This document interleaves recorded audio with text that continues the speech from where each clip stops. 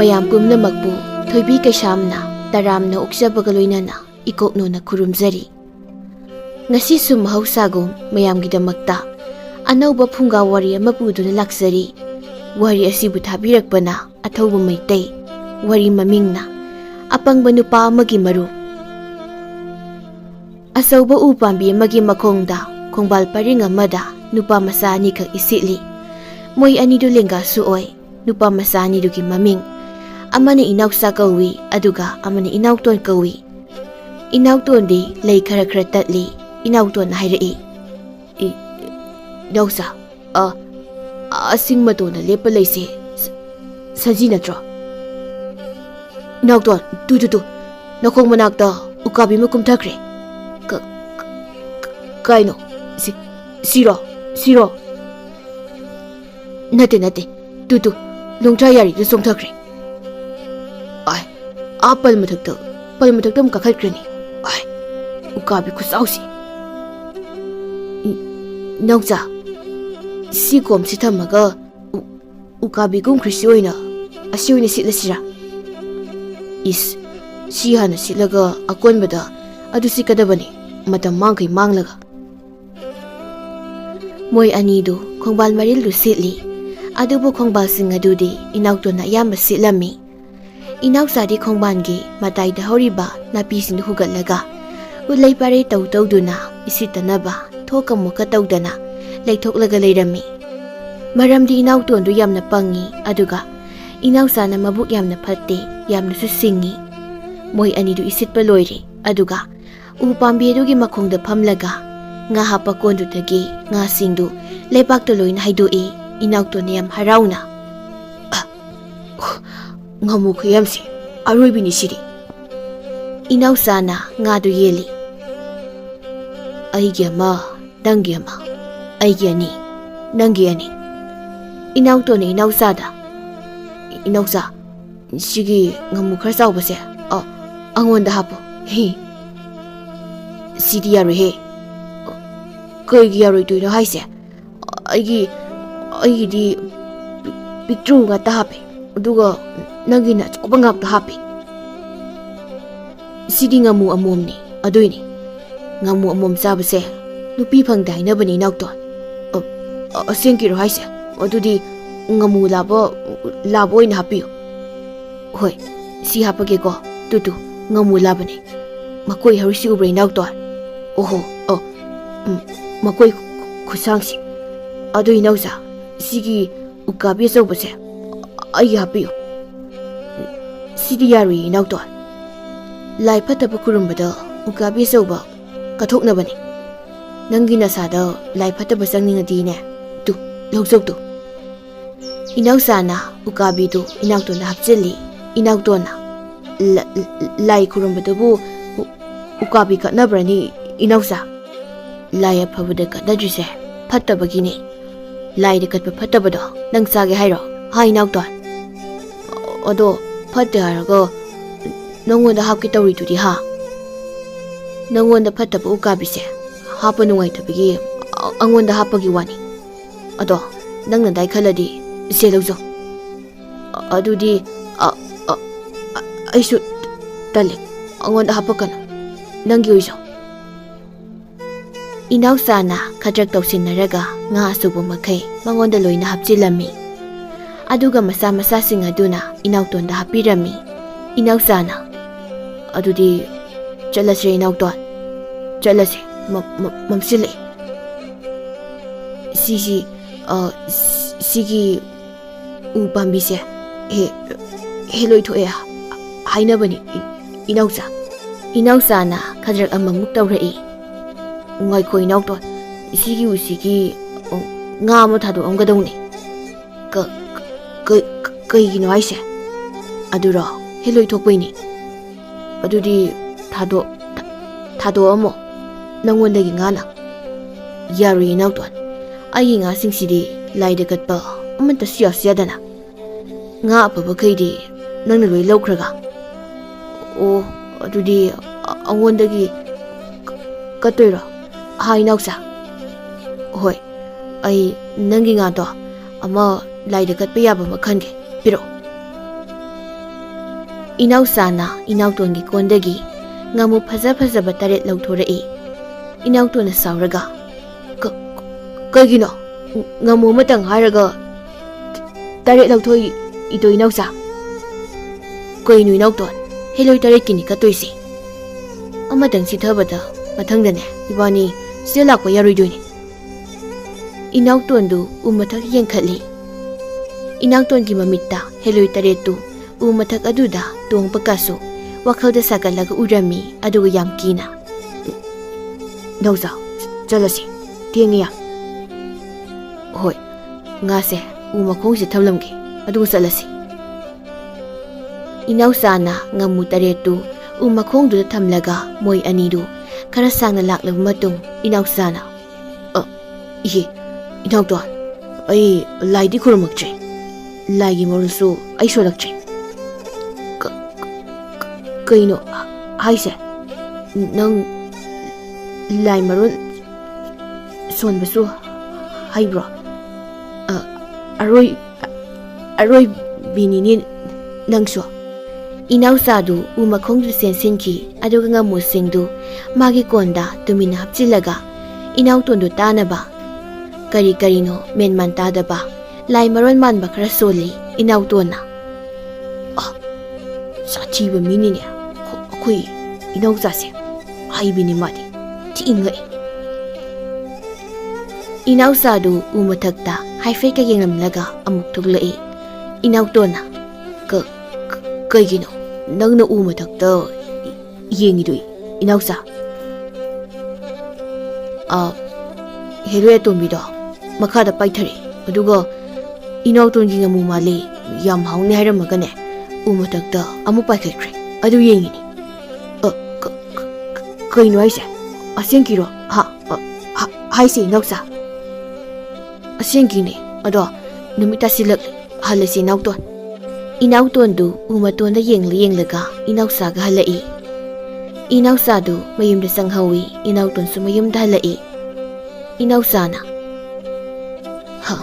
moy kupangsidi aroibini hayengdi jingna singsan boina pugi khang. Inautondu yam harauna mayumda sanglai. Ima akhoi ma leita sal akhoi basido halakhrajal chaksulambana loi moisingdo akadaida chakrino ka ta khangdi.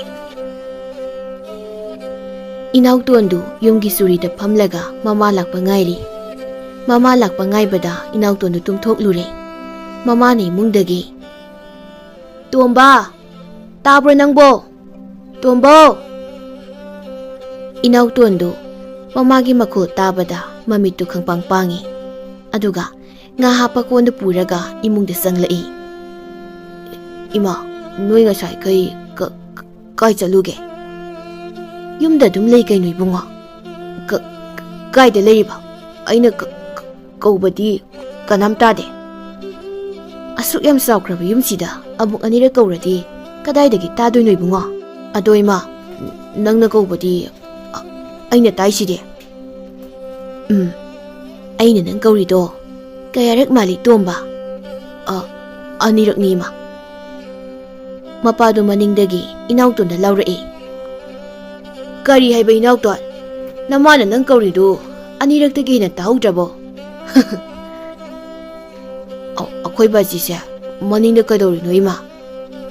Napada hangudana baji nang kaidorino duda launi nangbo yengdadi khangoi bo kaino haise baji yene namagi mapamdagi pura inine aina ima asingi pireira nate hai nangi yenduni. Inautondu mamaidu pomthoplaga magi phamungda leikhong kari wo tawduna sankre. Nonganbaga inautondu inausa hoida satli. Inausa du tumba haugatlamchi inautona sumangdagi. Inausa tabro. Inausagi masanupi sakhenbi kaubi masak yamna phajabi ama lei. Sakhenbi du thoglai. Sakhenbi di inautonbu yamna pamjabani nungsijabani. Sakhenbina Inauton, iche, inausa lebro. Kaidi iche no he. Mingsung koro, nang ako'y taton ga kayam hanage ha. Noi inausa do, ay khagakpaday. Adum layramadudi. Inau jana haiba ko. Ako'y maga, ako'y baga luhongbada mana kabok yeli hai. Nangsi ako'y tatona pasan sanabi layrine. Nang maga puladi dumay dum taw layni. Aduna ayga khar punda yaroy. Kaide no he.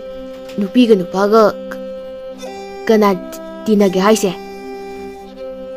Hey, aduda khangdi. Tinani. Inausa dusu mapada thuklai aduga inauton da yenglaga. Inauton, jingda singchalusiro. Aigi mangda jingda sanagi sapu makhulami. Inauton du mami laukthorei. Asenkiro haisi inausa. Hoi, ai mafam khangi. Sanagi sapu lefamdo. Ai thanga thoriga laukhthogi ko leramo. Sakhen bina. Inauton nang yam pangi. Asigi kung tharoi man basina ne. Adum sanabi lerani. Maibang nang. Ai kaida maibangino haise. Namai tholido maibang kawini. Maibang. Sakhen bidu mangolda. Inausa do laibra haipet yengi. Inausa layramdabaduda. Inauton nangi kupangda yam nuksi. Sakhen bidu masil kumlaga noi inautoni ipang pangkai sakhen bida mamitu ilawlaw ko yenglaga lay. Inausa do makwangda thoriga yetlaga thuklai. Thangduna makhut yena pairaga mangolda makrangno phaktoklaga leplaga layrami. Inautona nauja aigisu thori ma piyo khwangda kinaba.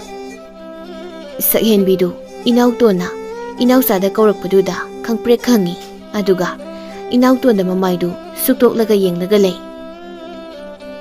Sakhen bina inauton da kung tharoi si layadi hairo yadro maibang. Inausa na inauton da thori di laytribo ado aise mawong adum tabra inauton. Hoi sathiba mali nangse inausa. Inausa do yam sathibagi mawong daga noklaga. Adum sathibani aisi. Chatlasi re inauton. Chatlasi. Ado kaidano akhoi bani na chatoise. Sanagi sa puthiba. Inausa do sahen bidhafe yenglaga. Ichal nang lam yam hendori. Aina kaidawrake tatuan. Khangsinadabagane sarakano. Oiroidabada wakhando madu khangano chei chasini nang. Sakhen bina saurapna. Oiba yadabam tane laytrabani bungo. Nangna migi macha sanaido moi mama patane takthok sani aidi. Maura dingonda. Inauton di sakhen biga inausa ga ngangnari badu karino khangjaba natte. Inauton gi inausa ga du jinglom da lai. Inausa na inauton da. Inauton horen chapu thi trikanda sing kharyam na thiyoksiko. Chapu thi bada isa wabana hanchini sing thi bangam horoiba. Hoi thisi ado sanagi sapudo kaida legi nausa. Tu agi jing kwaigi maru ko matonse asidagi khara kumtharaga usal mem hobudo adugi marakta.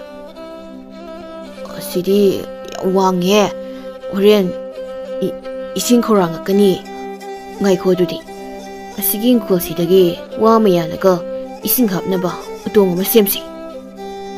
Inautondu ingkoldu da munna yenglaga asiging ko sidi tamnai haibani buthoi haibani ai di sang bataliko ainu pambi maubudo aduda mamai yangko upakpa but ama tongina haibani is ꯇꯥꯅꯤꯡꯗꯦ ꯏꯅꯥꯎꯇꯣꯟ ꯑꯗꯨꯅ ꯀꯅꯥ ꯍꯥꯏꯅꯣ ꯆꯪꯉꯁꯤ ꯂꯥꯎ ꯑꯩ ꯇꯧꯒꯦ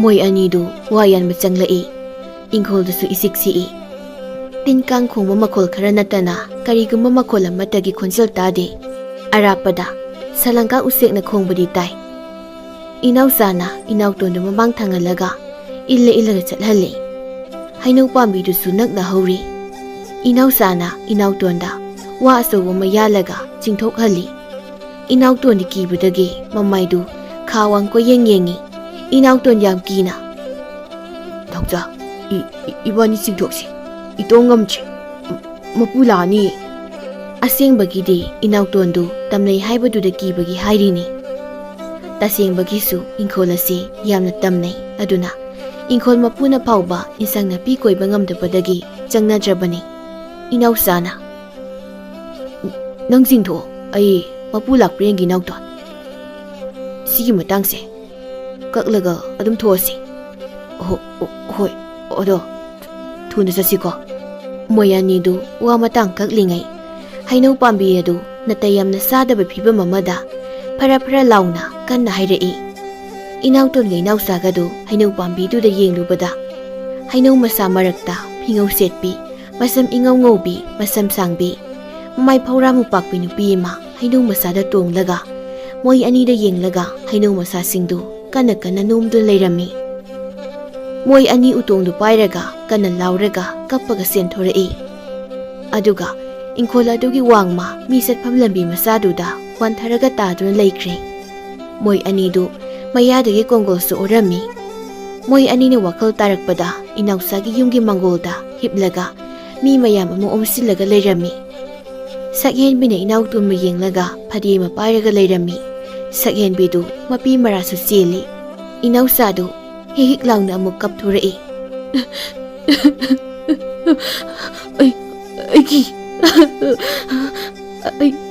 ꯑꯩꯒꯤ 이나우톤ꯒꯤ ꯃꯌꯥꯗ ꯀꯣꯡꯒꯣꯜ ꯑꯣꯔꯤꯕꯗꯨ ꯁꯛꯍꯦꯟꯕꯤꯅ ꯑꯃꯨꯛ ꯇꯩꯊꯣꯛꯄꯤꯔꯤ 이나우톤ꯅ ꯁꯛꯍꯦꯟꯕꯤꯗ ꯌꯦꯡꯂꯒ 이제 이나우자나 우스무시 ꯀꯩꯒꯤꯅꯣ ꯀꯩꯁꯨꯝꯒꯤ ꯅꯠꯇꯦ ꯅꯣꯏ ꯑꯅꯤ ꯆꯩ ꯌꯥꯝꯅ ꯂꯩꯔꯕꯅꯤ 이나우톤ꯒꯤ ꯃꯃꯥꯒ ꯃꯄꯥꯒꯗꯨꯁꯨ ꯂꯥꯛꯏ 이나우톤ꯒꯤ ꯃꯄꯥꯅ 이나우톤ꯗ ꯀꯨꯆꯨꯁꯤꯡꯁꯤꯗꯤ ꯀꯩꯗꯧꯔꯕ ꯍꯥ 이나우톤 ꯇꯤꯕꯨꯟꯅꯕꯨ ꯂꯣꯏ ꯃꯥꯜꯂꯦꯗꯅ ꯅꯣꯏꯅꯤꯁꯤꯗꯤ 이나우ꯆꯥꯗꯤ ꯃꯇꯣꯝꯗ ꯀꯤꯌꯦꯅ ꯄꯪꯀꯞꯇ ꯀꯞꯂꯤ 이나우톤ꯅ ꯁꯛꯍꯦꯟꯕꯤꯗ ꯌꯦꯡꯂꯒ ꯑꯩ ꯀꯩꯗꯧꯔꯒꯦ ꯏ ꯀꯥꯟꯅꯅꯦ ꯏꯆꯦꯒ ꯑꯝꯇ ꯀꯧꯔꯛꯈꯤꯅꯣ ꯀꯤꯟꯁꯤꯅ ꯁꯨꯔꯛꯀꯅꯤ 이나우톤ꯒꯤ ꯃꯃꯥꯅ ꯕꯨꯡꯉꯣ ꯅꯣꯏꯕꯨ ꯏꯪꯈꯣꯜꯗꯨꯗ ꯀꯔꯤ ꯇꯧꯕ ꯆꯪꯂꯨꯔꯤꯕꯅꯣ ꯍꯥꯏꯕꯅꯤ ꯍꯥ ꯀꯔꯤ ꯇꯧꯕ ꯆꯪꯂꯨꯔꯤꯅꯣꯕ ꯃꯄꯥꯅ 이보 ꯅꯣꯏꯅꯤꯁꯦ ꯊꯧꯅꯥꯗꯤ ꯐꯩꯍꯦ ꯑꯩꯈꯣꯏꯅ ꯑꯉꯥꯡ ꯑꯣꯏꯔꯤꯀꯥꯟꯗ ꯍꯩꯅꯧ ꯄꯥꯝꯕꯤꯗꯨꯗ ꯀꯦꯀꯨ ꯂꯣꯠꯄꯤ ꯑꯃꯥꯡꯒꯣꯔꯤ ꯁꯥꯟꯅꯕꯗ ꯑꯩꯈꯣꯏ ꯂꯩꯀꯥꯏꯒꯤ ꯇꯥ ꯆꯥꯎꯕꯗꯣ ꯍꯩꯅꯧꯗꯨꯗꯒꯤ ꯇꯥꯔꯛꯈꯤꯕꯅꯤ ꯑꯗꯨꯒ ꯏꯀꯨꯏ ꯀꯨꯏꯗꯅ ꯁꯤꯈꯤꯕꯅꯤ ꯃꯥꯅ ꯍꯥꯏꯔꯝꯕꯗ ꯀꯦꯀꯨ ꯂꯣꯠꯄꯤ ꯁꯥꯟꯅꯕꯗ ꯍꯩꯅꯧ ꯑꯗꯨꯒꯤ ꯎꯁꯥꯗꯅꯦ ꯇꯥ ꯆꯥꯎꯕꯗ ꯇꯣꯡꯂꯤꯉꯩꯗ ꯇꯥ ꯆꯥꯎꯕꯅ ꯇꯣꯡꯂꯤꯕ ꯎꯁꯥꯗꯨꯗ ꯃꯃꯥꯏ ꯐꯧꯔꯥꯃꯨꯛ ꯄꯥꯛꯄ ꯃꯁꯝ ꯉꯧꯔꯒ ꯂꯝꯃꯨꯛ ꯁꯥꯡꯕ ꯐꯤꯉꯧ ꯁꯦꯠꯄꯤ ꯅꯨꯄꯤ ꯑꯃ ꯃꯅꯥꯛꯇ ꯐꯝꯂꯒ ꯇꯥ ꯆꯥꯎꯕꯗ ꯅꯣꯛꯂꯒ ꯃꯨꯟꯅ ꯌꯦꯡ ꯂꯩꯔꯝꯃꯤ ꯑꯗꯨꯝꯅꯅꯦ ꯋꯥꯔꯤ ꯂꯤꯔꯝꯃꯤ ꯑꯗꯨꯒ ꯏꯀꯨꯏ ꯀꯨꯏꯗꯅ ꯇꯥ ꯆꯥꯎꯕꯗꯣ ꯑꯗꯨꯝ ꯆꯠꯈ꯭ꯔꯦ 이나우ꯆꯥꯗꯨ 이나우톤ꯒꯤ ꯃꯄꯥꯒꯤ ꯋꯥꯔꯤꯗꯨ ꯃꯨꯟꯅ ꯇꯥꯔꯝꯂꯒ ꯋꯥ ꯂꯥꯎꯅ ꯑꯃꯨꯛ ꯀꯞꯈꯠꯂꯛꯏ ꯃꯥꯅꯦ ꯚꯥꯖꯤꯅ ꯍꯥꯏꯁꯦ ꯑꯁꯤꯅꯤ ꯏꯅꯥꯎꯇꯣꯟ ꯏꯕꯥꯅꯤꯅ ꯎꯔꯛꯄꯗꯣ ꯃꯥꯅꯤꯀꯣ 이나우톤 이나우톤ꯗꯤ ꯋꯥ ꯑꯃꯇ ꯉꯥꯡꯗꯦ ꯇꯨꯃꯤꯟꯗꯨꯝ ꯐꯝꯂꯒ ꯂꯩ ꯁꯛꯍꯦꯟꯕꯤꯗꯨ 이나우톤ꯒꯤ ꯃꯅꯥꯛꯇ ꯐꯝꯂꯒ 이나우톤ꯅ ꯌꯦꯡꯂꯒ ꯑꯗꯨꯃꯛ ꯂꯩꯈ꯭ꯔꯦ ꯁꯛꯍꯦꯟꯕꯤꯅ 이나우톤ꯗ 이나우톤 ꯑꯁꯤꯗꯒꯤ ꯀꯩꯝ ꯆꯠꯊꯣꯛꯀꯅꯨꯀꯣ ꯁꯛꯍꯦꯟꯕꯤꯅ 이나우톤ꯅ ꯄꯤꯔꯤ ꯌꯦꯡꯕ ꯃꯤꯠꯌꯦꯡ ꯑꯗꯨꯅ 이나우톤ꯁꯨ ꯈꯪꯂꯦ ꯃꯗꯨꯗꯤ ꯁꯛꯍꯦꯟꯕꯤꯅ ꯃꯥꯕꯨ ꯅꯨꯡꯁꯤꯖꯩ ꯍꯥꯏꯕ 이나우톤ꯅ ꯍꯣꯏ ꯆꯠꯂꯔꯣꯏ ꯏꯆꯦ ꯃꯇꯝꯁꯨ ꯌꯥꯝꯅ ꯍꯧꯈ꯭ꯔꯦ ꯆꯍꯤ ꯑꯃ ꯍꯦꯟꯅ ꯍꯧꯈ꯭ꯔꯦ 이나우톤ꯒ 이나우ꯆꯥꯒꯁꯨ ꯂꯥꯡꯐꯥꯡ ꯆꯠꯈꯤꯗꯕ ꯀꯨꯏꯔꯦ ꯑꯗꯨꯕꯨ Inautonga inausagadi adumak loinari. Inautona inausa hoida lakpa khuding. Sakhenbina inauton siyamna haraurami. Nongma inautonga inausaga. Inausa hoige mamangi sangoida khoizai kana itli. Sakhenbisu mangolda purit loli. Aduga inautonda huran yengi. Inausadi khoizaidu kana itli. Inautonsu sakhenbida lona yengi. Aduga inautona inausada. Inausa. Inausadu saurapna. Kaino? Aroibini inausa. Kukumdi. Kumtab. Noinina yingaidu kaino ha? Noini haisi. Kanano inausa. Aiko isalga nanga. Kaida. Yengnadi he aidi. Amaningi ucek makol sab asida yengaga. Akoi maningda kadaida uhawdana ucek makol saiba. Tu. Inautona yungi maningda kudomi thinjili aduga. Tu. Noi yungi maningda labuk leise. Asigi hek mathangda ingkhol ama leise.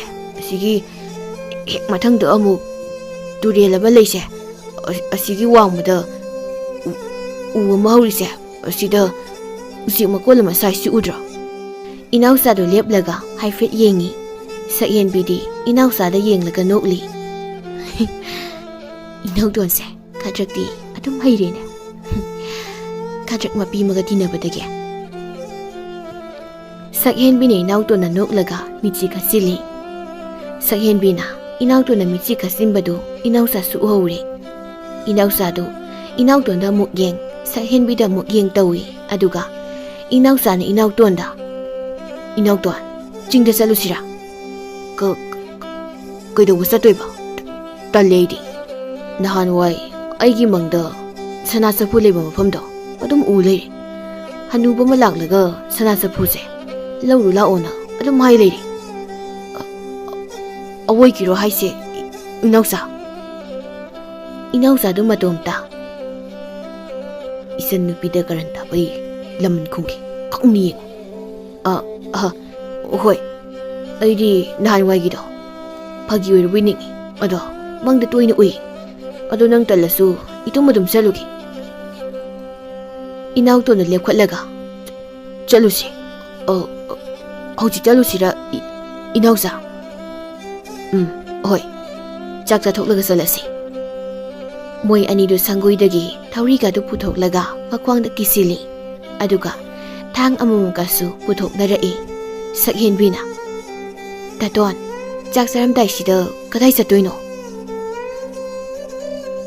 Inausana inautonda. Inauton isalna kadai satoin hangise kumunuko. Lampaktanin hayo. Sakhenbidu moi anigi manakta sanglai aduga inautonda yenglaga. Sakhenbina. Taton. Noini kai satoino. Inausana lampakta chaite ko pisano gi tawbunisa. Sakhenbina inautonda amu. Inauton kaiduna sing hayo. Ma naise chumisi. Nang isi korokano haiba natra aina ha. Aina isi korokano na nangwanda haiba natra ba. Nang philo na masai sinane thilura ha. Inautondu Sakhenbidi yenglaga tumina lay inausana. He hanubi sarkanu isa. Asai sato. Sakhenbidu inautona sauna yenglaga lay. Inautona Sakhenbida kuruk yenglaga matomta. Makazaiga kutlaga kadangase kitang kutlaga mamit kulausiga kupazase leiche Sakhenbisi. Aidi nahan kai yengdabi oirami. Inausana inautonda. Chak sausilaw inauton. Moi anidu saksa pasanki. Sakhenbidi inautonda kudombiga singlaga urum solaga lehawi. Inautonga inausagadu pipa kamlaga chingmaru kokpaduda karai. Inausana inautonda. Inauton Sida amuꯛꯇ ꯐꯝꯈꯤꯁꯤ ꯋꯥꯕꯗ ꯂꯣꯏꯔꯦ ꯅꯪ ꯅꯇꯣꯝꯇ ꯅꯠꯇꯦꯉꯣ ꯋꯥꯔꯤꯁꯦ ꯑꯩꯁꯨꯅꯤ ꯏꯅꯥꯎꯆꯥ ꯏꯇꯣꯝꯇꯅꯦꯅ ꯍꯥꯏꯈ꯭ꯔꯕꯣ ꯑꯩꯅ ꯅꯪꯅ ꯑꯩ ꯋꯥꯕꯅ ꯂꯣꯏꯔꯦꯅ ꯍꯥꯏꯗꯨꯗꯤ ꯅꯥꯎꯇꯣꯟ ꯅꯪꯁꯨ ꯌꯥꯏ ꯑꯗꯣ ꯁꯅꯥ ꯆꯐꯨꯗꯨꯗꯤ ꯀꯣꯟꯅ ꯊꯤꯁꯤ ꯁꯤꯡ ꯍꯥꯟꯅ ꯈꯔ ꯊꯤꯈꯤꯁꯤ ꯀꯣ ꯏꯅꯥꯎꯇꯣꯟ ꯏꯅꯥꯎꯆꯥꯅ ꯃꯇꯣꯝꯇ ꯅꯪ ꯅꯨꯡꯉꯥꯏꯅꯤ ꯉꯁꯤꯗꯤ ꯅꯍꯥꯟꯋꯥꯏꯒꯤ ꯕꯨꯠ ꯊꯦꯡꯅꯕꯗꯨꯗꯤ ꯁꯣꯏꯕꯗꯒꯤ ꯑꯩꯁꯨ ꯌꯥꯎꯅ ꯑꯣꯛꯅꯕꯅꯤ ꯅꯇꯣꯝꯇ ꯑꯣꯛꯅꯍꯟꯒꯦ ꯇꯧꯕꯗ ꯁꯣꯏꯕꯗꯒꯤ ꯑꯩꯁꯨ ꯌꯥꯎꯈꯤꯕꯅꯤ ꯉꯁꯤ ꯑꯩ ꯍꯦꯛ ꯁꯥꯎꯔꯛꯑꯕ ꯆꯤꯡꯗꯒꯤ ꯏꯟꯊꯗꯣꯏꯅꯤ ꯅꯪ ꯃꯣꯏ ꯑꯅꯤꯗꯨ ꯆꯤꯡ ꯃꯔꯨ ꯀꯣꯛꯄꯗꯨ ꯇꯝꯅ ꯁꯪꯗꯅ ꯀꯥꯔꯛꯏ ꯆꯤꯡ ꯃꯇꯣꯟ ꯌꯧꯕꯒ ꯏꯅꯥꯎꯆꯥꯅ ꯏꯅꯥꯎꯇꯣꯟꯗ ꯏꯅꯥꯎꯇꯣꯟ ꯁꯤꯡ ꯊꯤꯔꯁꯤ ꯅꯨꯃꯤꯠꯁꯨ ꯆꯞ ꯌꯨꯡꯉꯦ ꯇꯨ ꯈꯨꯠꯅ ꯂꯥꯝꯕ ꯐꯥꯎ ꯐꯪꯗꯣꯔꯦ ꯅꯨꯃꯤꯠꯁꯦ ꯑꯧ ꯌꯥꯝ ꯅꯛꯑꯦ ꯅꯨꯃꯤꯠꯁꯦ ꯏꯅꯥꯎꯆꯥ ꯇꯨ ꯊꯥꯁꯨ ꯃꯆꯦꯠ ꯑꯃ ꯎꯔꯦ ꯇꯨ ꯅꯨꯡꯊꯤꯜꯗ ꯊꯥꯒ ꯊꯣꯛꯑꯦ ꯑꯔꯣꯏꯕꯤꯅꯤꯅꯤ ꯃꯣꯏꯁꯨ ꯍꯣꯏ ꯊꯣꯛꯄ ꯌꯥꯎꯕꯅꯤ ꯑꯗꯣ ꯁꯤꯡ ꯊꯤꯕ ꯍꯧꯔꯁꯤ ꯍꯣꯏ ꯊꯥꯡꯗꯨ ꯄꯤꯔꯣ ꯏꯅꯥꯎꯆꯥ ꯏꯅꯥꯎꯆꯥꯅ ꯌꯥꯝꯅ ꯉꯝꯕ ꯂꯣꯛ ꯑꯃꯒꯤ ꯃꯇꯥꯏꯗ ꯍꯧꯕ ꯎ ꯃꯆꯥ ꯑꯃꯗ ꯏꯅꯥꯎꯇꯣꯟꯗꯨ ꯀꯥꯅꯕ ꯍꯥꯏꯔꯛꯏ ꯏꯅꯥꯎꯇꯣꯟ ꯑꯁꯤꯒꯤ ꯎ ꯃꯊꯛꯇ ꯎ ꯃꯆꯥ ꯑꯀꯪꯕ ꯌꯥꯝ ꯂꯩꯔꯤ ꯑꯁꯤ ꯀꯥꯔꯒ ꯊꯦꯛꯂꯛꯑꯣ ꯍꯣꯏ ꯑꯩ ꯃꯊꯛꯇꯒꯤ ꯎ ꯃꯆꯥ ꯑꯀꯪꯕꯁꯤ ꯌꯥꯜꯂꯛꯀꯦ ꯅꯪ ꯈꯨꯜꯂꯣ ꯍꯣꯏ ꯏꯅꯥꯎꯇꯣꯟ ꯅꯪ ꯀꯥꯈꯠꯂꯣ ꯑꯩ ꯈꯗ꯭ꯔꯛ ꯑꯃ ꯇꯧꯔꯒ ꯐꯝꯃ ꯂꯩꯊꯣꯛꯀꯦ ꯈꯗ꯭ꯔꯛ ꯍꯧꯔꯒꯦ ꯑꯌꯥ ꯏꯅꯥꯎꯇꯣꯟ ꯈꯣꯡꯗ ꯇꯤꯡꯈꯪ ꯑꯃ ꯊꯤꯟꯈ꯭ꯔꯦ ꯑꯁ ꯑꯌꯣꯃ ꯀꯩꯅꯣ ꯍꯥꯏꯁꯦ ꯑꯩ ꯆꯠꯀꯦ ꯂꯩꯔꯝꯃꯣ ꯑꯩ ꯀꯨꯝꯊꯔꯛꯀꯦ ꯌꯥꯔꯅꯤꯌꯦ ꯅꯪ ꯑꯗꯨꯝ ꯀꯥꯈꯠꯂꯣ ꯑꯩ ꯇꯤꯡꯈꯪꯁꯤ ꯆꯠꯂꯒꯦ ꯑꯁ ꯍꯨꯏꯁ ꯑꯣ ꯆꯠꯂꯦ ꯑꯗꯣ ꯑꯩ ꯆꯠꯄꯗꯤ ꯉꯝꯗ꯭ꯔꯦ ꯏꯅꯥꯎꯇꯣꯟ ꯅꯥꯎꯆꯥ ꯅꯪ ꯐꯝꯃꯣ ꯑꯩ ꯑꯗꯨꯝ ꯇꯧꯔꯛꯀꯦ ꯏꯅꯥꯎꯇꯣꯟꯗꯨ ꯎ ꯃꯊꯛꯇ ꯋꯥꯡꯅ ꯀꯥꯈꯠꯈ꯭ꯔꯦ ꯏꯅꯥꯎꯆꯥꯅ ꯃꯕꯨꯛ ꯌꯥꯝꯅ ꯐꯠꯇꯕ ꯋꯥꯈꯜ ꯑꯃ ꯈꯜꯂꯛꯏ ꯎꯁꯦ ꯅꯣꯝꯃꯒ ꯏꯅꯥꯎꯇꯣꯟꯁꯦ ꯃꯈꯥꯗ ꯇꯥꯍꯟꯒꯦ ꯌꯦꯡꯉꯨ ꯏꯅꯥꯎꯆꯥꯅ ꯎ ꯄꯥꯝꯕꯤ ꯑꯗꯨꯒꯤ ꯃꯈꯣꯡꯗꯨ ꯀꯟꯅ ꯅꯣꯝꯃꯤ ꯏꯅꯥꯎꯇꯣꯟꯗꯨ ꯀꯞꯂꯒ ꯎ ꯑꯗꯨꯗ ꯀꯟꯅ ꯇꯣꯜꯂꯤ ꯏꯅꯥꯎꯇꯣꯟ ꯀꯞꯂꯒ ꯅꯥꯎꯆꯥ ꯑꯩ ꯇꯥꯗꯣꯔꯦ ꯅꯣꯝꯃꯛꯀꯅꯨ ꯅꯣꯝꯃꯛꯀꯅꯨ